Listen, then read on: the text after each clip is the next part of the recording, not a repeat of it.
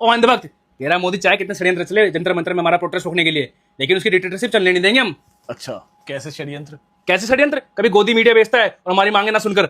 अच्छा, तुझे पता है केरला में स्टूडेंट फेडरेशन ऑफ इंडिया की तरफ से एक प्रोटेस्ट चल रहा था। वहां पर स्टूडेंट्स को हटाने के लिए वाटर कैनन का यूज किसने करा? केरला पुलिस ने। केरला पुलिस किसके अंडर आती है? State government. स्टेट गवर्नमेंट किसकी है? कांग्रेस। तो डिक्टेटर कौन हुआ? डिक्टेटर कौन हुआ? मोदी हुआ। और कौन हुआ?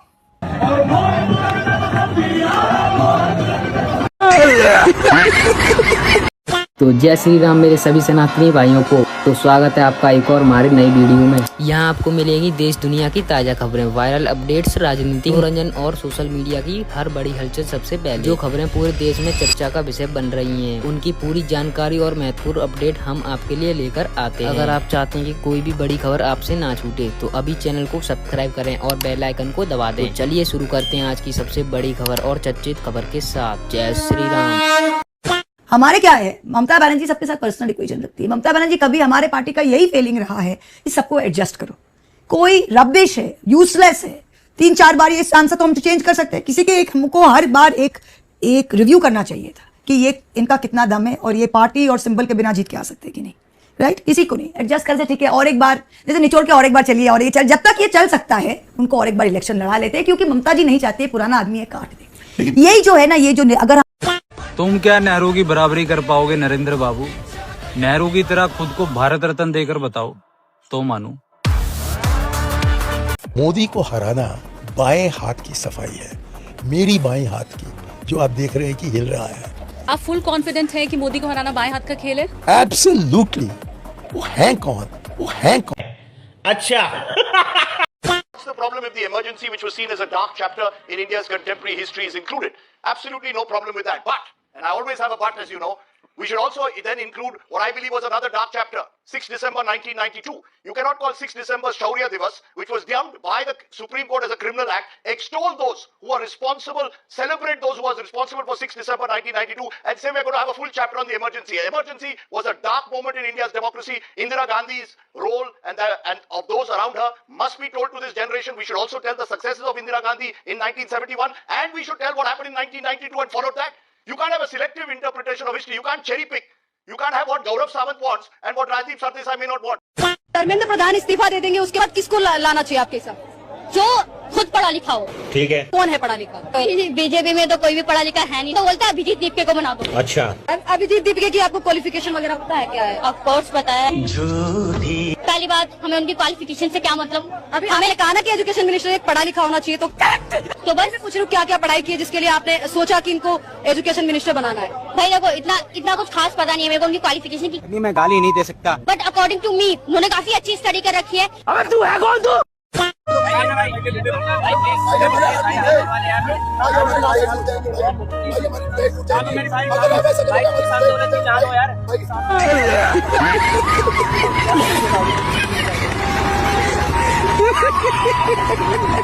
हमारी सरकार आने दीजिए। 12 साल 15 साल की इमरजेंसी का जो हम जिक्र करेंगे ना, बीजेपी के लोग सड़क पर निकलने के काबिल नहीं होंगे, हम आपको बता दें। सड़क पे निकलने के लिए उनको सुरक्षा की जरूरत पड़ेगी। क्या हिंदू आतंकवाद पे कोई आज तक फिल्म बनी है? बनेगी भी नहीं फिल्म।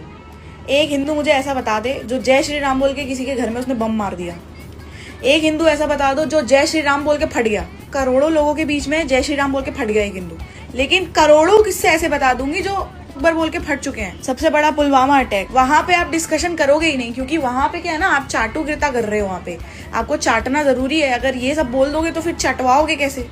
तो ये हथेली में गिन के जो 4-5 कांड इसने बताए भी हैं, उसमें भी लोगों को बरी कर दिया गया है और इन्वेस्टिगेशन चल रही है। और आप नाच अच्छा करते हो, आप डांस करो। ये by the way let me tell you everybody, he is the spokesperson of so called झाटू Janata party. So yeah I think it's high time we should give him that respect which he clearly don't deserve. भाई एक चीज आप कभी भी notice करना, election में जीते चाहे कोई भी पार्टी, लेकिन हारता राहुल गांधी है भाई। फिर राहुल गांधी का बेटा और मेरा दोस्त आता भगता हुआ और आके कमेंटों में गाली देता भाई कि ईवीएम हैक हो गया, और जब पता है कि ईवीएम हैक है तब भी वोट राहुल गांधी को ही देता है। पहले आप ये सुनिए, हमारी सरकार आने दीजिए। 12 साल 15 साल की इमरजेंसी का जो हम जिक्र करेंगे ना, बीजेपी के लोग सड़क पे निकलने के काबिल नहीं होंगे, हम आपको बता दें। सड़क पे निकलने के लिए उनको सुरक्षा की जरूरत पड़ी। क्या कहते हैं? खेड़ा जी को सुनकर मुझे दबंग का वो डायलॉग याद आ गया। अरे वही डायलॉग, लगता है गेंदा भैया भावनाओं में बह गए हैं। जी हाँ, लगता तो यही है और लगेगा क्यों नहीं। खेड़ा जी जो अभी 2 महीने पहले तक भागे भागे फिर रहे थे, अब वो राज्यसभा के सांसद चुन लिए गए हैं। मतलब ये कि उनकी तपस्या का फल उन्हें मिल गया है। पर खेड़ा जी केवल इसलिए धमकी देंगे क्योंकि आप सांसद चुन लिए गए हैं। ये कैसी राजनीति है? मानिए चुनाव नहीं जीत सकते तो फ्रस्ट्रेशन में ये धमकी देंगे कि जब चुनाव जीतेंगे तब भाजपा वालों को जीने नहीं देंगे। और बुरा मत मानिएगा, लेकिन आप गेंदा भैया के लहजे में ये धमकी दे रहे हैं, तो इस प्रोसेस में आप क्या राहुल गांधी को बच्चा सिंह नहीं बना रहे? दोस्तों ये एनालॉजी अपनी जगह ले दिया है। अरे खेड़ा जी, राहत जिस न्यायपालिका से मिली उसे तो कम से कम बख्श दीजिए, और सब कुछ खुद करके दूसरों को धमकी देना कहां से जायज है? देखिए आप माने या ना माने, पर है तो ये गलत बात। इस तरह की धमकी राजनेता के मुंह से तभी निकलती है जब लोकतंत्र में उसका विश्वास नील बटे सन्नाटा रहता है। लेकिन ठीक है, आपका नाम ही है पवन, तो इतना उड़ना तो बनता है। अयोध्या हम सबकी आस्था की प्रतीक है, भारत के सनातन धर्म की आस्था की प्रतीक है। अयोध्या पर आक्षेप मत करो। आपने देखा होगा एसआईटी की रिपोर्ट आई, तुरंत कार्रवाई प्रारंभ हो गई। और मैं आश्वस्त करता हूं, जो मैंने कहा था दूध का दूध और पानी का पानी हम करके रहेंगे। जन आस्था के साथ खिलवाड़ स्वीकार्य नहीं। सनातन आस्था के साथ जो भी खिलवाड़ करेगा उसका भुक्तभोगी होगा, किसी को छूट नहीं दी जा सकती। साथियों, श्वेता जया जी का प्रोपेगेंडा नहीं चला तो अब आरोप लगा दिया कि 30,000 रुपए की डिमांड कर दी रिद्धिमा शर्मा ने। अरे अगर उन्हें डिमांड करी तो सही करी, तुम कौन सा सनातन धर्म के लिए कार्य कर रही है, दान धर्म कर रही हो, या वो गरीब लोग जो अपनी बेटियों की शादी नहीं कर पाते उनकी बेटियों की शादी करा रहे हो, जैसे धीरेन्द्र शास्त्री जी जाकर के करवाते हैं? नहीं ना। तो भैया हर बंदे की समय की कीमत होती है, वो बंदा लेता है, मेहनत करता है, तो किराया भाड़ा खर्च करके आएंगे आपके यहाँ, आप भी तो कमाएंगे। ये जो कैमरामैन रखा हुआ है क्या इसको सैलरी नहीं देती? क्या कहती हो? नहीं, मैं तो कैमरामैन को सैलरी नहीं देती, फ्री में करता है। ये जो इतनी लाइटें चना चौक लगा रखी हैं, बिजली विभाग को बिल नहीं भरती? क्या कहती हो? नहीं, मैं तो बिजली विभाग को बिल नहीं भरती।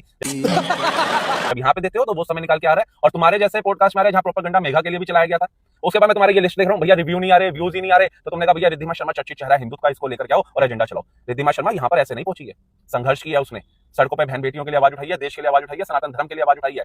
लाखों देश प्रेमियों ने नहीं, करोड़ों देश प्रेमियों ने उनको सराहा है। उनकी जो है प्रसिद्धि ऐसे नहीं मिली है, उन्होंने अपना पल पल सनातन धर्म को दिया है, तुमने नहीं दिया। तो ये प्रोपेगेंडा फैलाना बंद करो, क्योंकि भारत के लोग समझ चुके हैं कि कौन देश और कौन धर्म सनातन धर्म के साथ है, कौन हिंदुओं के साथ है और कौन प्रोपेगेंडा चला रहा है। देखिए, मैं बहुत छोटा व्यक्ति हूँ, मैं भगवान राम का भक्त हूँ, मैं हनुमान जी का भक्त हूँ, मेरा दिल बहुत आहत है, मैं एक मिशन के लिए निकला हूँ। मैं भगवान से केवल यही प्रार्थना करता हूँ कि मैं अपने मिशन में कामयाब हूँ। जब मैं छोटा था भगवान पे बहुत यकीन था, IIT में गया, वहाँ पे जो साइंटिफिक टेम्परामेंट था, मैं नास्तिक बन गया। मैं भगवान राम का भक्त हूँ, मैं हनुमान जी का भक्त हूँ। मर जाऊंगा मगर माफी नहीं मांगूंगा। मर जा। हाईकोर्ट में राहुल गांधी ने माफी मांगी है। नहीं, रियल में मरने को नहीं कह रहा हूँ, लेकिन इतनी बेइज्जती होने के बाद तो शर्म से आना चाहिए था। उन्होंने कहा कि गलतफहमी में मैंने बयान दे दिया, या फिर इस माफी मांगने के बाद थोड़ा सा चुल्लू भर पानी लेना चाहिए था। उसमें पहली बार ऐसे अपनी पार्टी और खुद की भत नहीं पिटवाई है, इससे पहले भी चौकीदार चोर है बोल के माफी मांग के भत पिटवा चुका है। के पास जाइए, कहिए चौकीदार। उससे पहले भी शिवराज सिंह चौहान के लड़के को पनामा पेपर में खींच के जब उन्होंने सुप्रीम कोर्ट में खींचा, वहां माफी मांग के भत पिटवा चुका है। मैं कभी माफी नहीं मांगूंगा, फिर बोलूंगा। इससे पहले भी प्राइस राइस के नाम पे झूठ बोल के फिर भत पिटवा के माफी मांग चुका है। और बातें राहुल सावरकर नहीं है। हे बाल बुद्धि कांग्रेस के चश्मो चिराग राहुल गांधी, सावरकर तो छोड़ो, सावरकर के पैर में लगी धूल की फांक के बराबर भी तुम हो गए ना, तो सोनिया काकी बहुत खुश होगी। आंख में आंख नहीं मिला पाता, मेरे बोल के फर्क नहीं पड़ता, क्योंकि तुम कांग्रेसियों को ना सीट्स आती हैं ना शर्म। सॉरी। भाई उस कॉकरोच की बात सुनो और ये बताओ, ये जानबूझकर ऐसे बोल रहा है या इसके मुंह से गलती से निकला है? अगर देखो मैं कुछ बोलूंगा ना तो चमचे और ये कॉकरोच है ना नाराज हो जाएंगे। आप ही बताओ क्या मिला है आपको ब्रेकफास्ट में? ब्रेकफास्ट में ये मसाले वाले चने हैं, ये मट्ठी है और ये चाय। ओके। केला मैंने लिया नहीं, केला मैं ले चुका, मतलब खा चुका। केला मैंने लिया नहीं, केला मैं ले चुका, मतलब खा चुका।